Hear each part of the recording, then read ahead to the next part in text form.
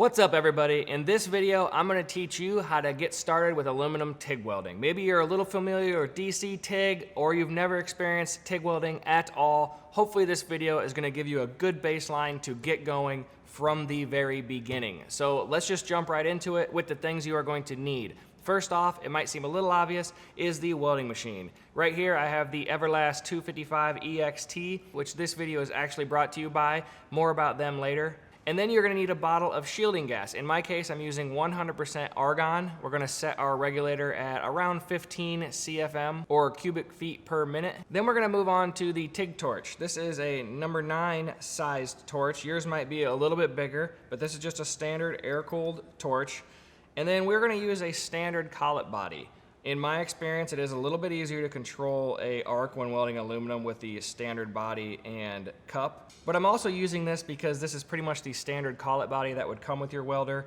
So like I said, yours might be a little bit bigger.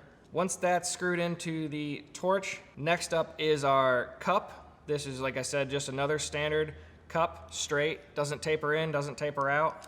You can mess with these as preference, but this is just what we're using to get started. Next up is the tungsten. This is a piece of multi-mix from Blue Demon. It is 3/32 or 2.44 millimeters. And I've ground it to a slight point here, not as sharp as I would grind a piece of steel. Back in the day, people used to ball over their tungsten when welding aluminum, but now it is much more common to grind a slight point on it. It gives you a little bit better arc control. I've used all different kinds of tungsten, from even theriated to serrated, and then multi-mixes like this. I would probably avoid green, but you can pretty much use anything you want. The green, which is usually pure tungsten, will ball up a little bit more. People used to use it a lot, but I think most people, at least that I know, have gone away from using green. So just try out, use whatever you have if you're just learning. Next, this is a 3/32 collet. This is what actually holds the tungsten in the torch. It just slides over the tungsten, and the pressure of the back cap locks it down and keeps the tungsten stick out at whatever we set it at. I'm gonna set mine at just about 1/4 of an inch of stick out, which is a little bit under 1 centimeter, and lock it down right there. Next, you're gonna need some kind of filler material. This is a piece of 16th inch 4043 aluminum from Blue Demon, which is 1.66 millimeters. You always wanna make sure to wipe off your filler material and your tungsten as well, just to remove any dirt or grime that was put on there during the manufacturing process. And of course, you're gonna need something to weld. I have a few 1/8 inch blanks here. These are just standard aluminum. I'm not really sure what they even are. It doesn't really matter because you're gonna be welding on whatever you have laying around too.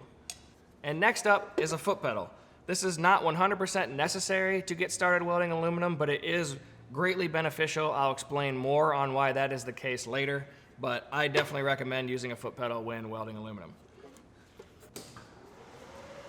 Okay, once the welder is turned on, we need to make sure we are in AC. On this machine, you adjust that right here, puts it up in the AC waveform options.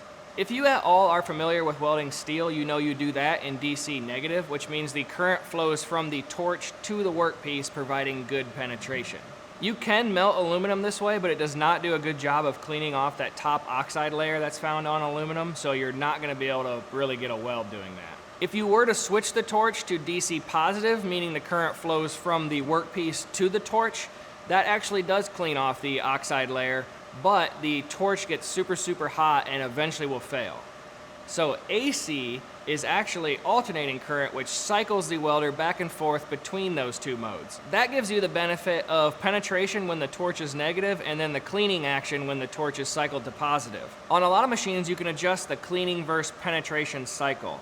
This is how much time the machine will spend on each side of the cycle in relation to each other.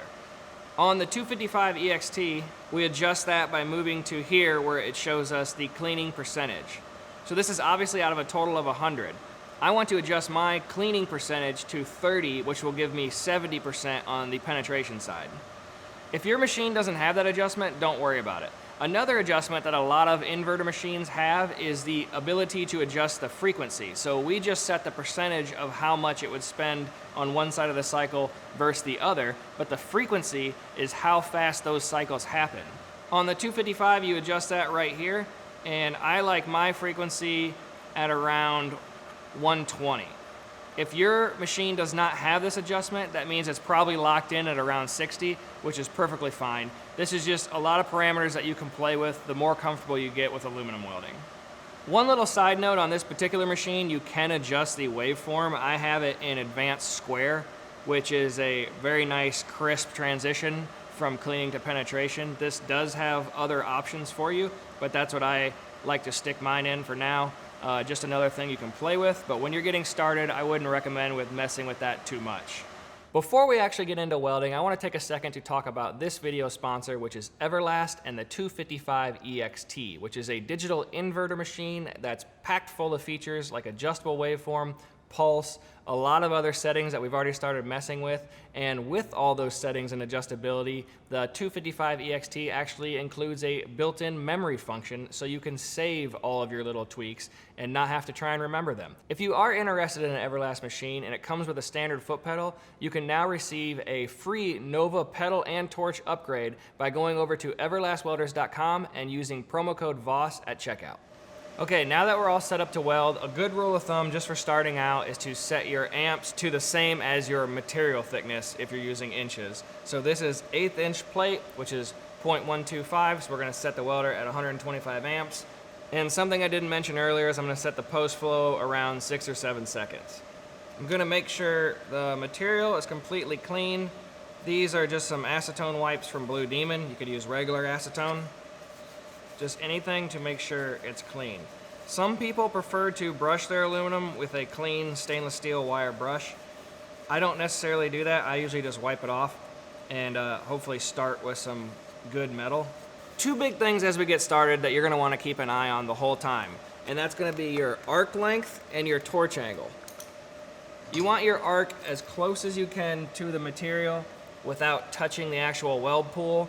And for your torch angle, I would say you'd want it slightly leaning towards where you're going, so you're pushing the weld just a little bit, but pretty much as close to vertical as possible. Maybe somewhere between 10, 20 degrees max on the layback, or you're gonna start blowing too much of your shielding gas out of the way. So just a slight bit of angle, which helps you see the arc and push the weld along. Now we're gonna come in and strike the arc. I like to trip the pedal just to get a little bit of argon flowing. And this brings up the point of why I think a foot pedal is so beneficial for aluminum. The outer oxide layer that is on the outer edge of the aluminum actually melts at around 3,700 degrees, which is a little over 2,000 degrees Celsius. And the base material, which is just under that thin layer, melts at around 1,200 degrees or around 650 degrees Celsius. So with the foot pedal, you're allowed to start off with those high amps by pushing the foot pedal all the way down, and then as soon as the weld pool starts, you can roll off of it. Aluminum also dissipates and spreads out heat very quickly, so you often have to adjust your amperage as you're traveling down your weld. As far as welding, once your puddle forms, you just add a little bit of filler to the base of the puddle, dab, and move along. Try and be as consistent, as smooth as you can, and just practice spacing your dabs out evenly, not touching the tungsten with your wire. Just remember, the puddle melts the filler rod, not the arc. So you do not want to be trying to stick the filler into the arc and balling it up. You want to just dab it down into that melting metal, which will then melt the filler rod.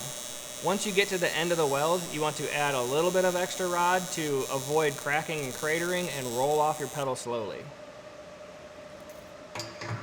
All right, I probably could have scribed a line and it would have ended up a little bit straighter, which is something that can help you out when you're practicing, but there's our final result. But really, that's all there is to it as far as the basics go. The rest really just comes down to seat time and practicing. In my opinion, these flat welds and butt welds are the hardest to make look good, so that's what I suggest starting with. It's a good way to practice getting your torch angle right and your arc length right. When you get that shiny weld pool, it's kind of hard to see how far away your tungsten is. You might have saw mine getting a little long towards the end. So as soon as you can start laying consistent beads on these flat welds or a butt weld, then you can move on to an outside corner, which in my opinion is a little bit easier, or an inside fillet weld. I mean, who am I to say jump around as much as you want? But like I said, I do think these are the hardest ones, and they are very good practice to get consistent with. Thanks again to Everlast for sponsoring this video. Remember to use promo code Voss at checkout and you'll get that free Nova pedal and torch upgrade. If this is your first time here, I hope you consider sticking around and subscribing. And if you want to see more videos like this one, you can check out this video right up here. And if I missed something, or if you have a question about any of this aluminum welding, feel free to hit me up on Instagram. You can just comment on the post about this video, and I will try to respond to anything that I can help you out with. And there might be others on there that can also help you out with some of your questions. But as far as this video goes, that's it. And now get out there and build something.